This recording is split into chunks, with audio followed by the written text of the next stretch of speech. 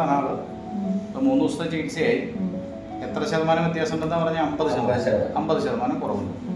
ഈ ഒരു 10-20% കൂടി നമുക്ക് 2 ദിവസം കൊണ്ട് മുമ്പോട്ട് കൊണ്ടുവരാൻ പറ്റും. പിന്നീടുള്ളത് ഫോളോ അപ്പുകളിലൂടെയൊക്കെ കറക്റ്റ് ചെയ്യാം. അതിൽ വിരലുകൾ തമ്മിലുള്ള വ്യത്യാസം ഉണ്ടാകും, കാണാൻ പറ്റും. അപ്പോൾ ഈ ഭാഗത്തേക്ക് ഇപ്പോൾ മുകളിലേക്ക് കയറി ഇരിക്കുകയാണ്. അപ്പോൾ അതിന് വരാൻ എനിക്ക് ചിലപ്പോൾ സമയം എടുത്തേക്കാം.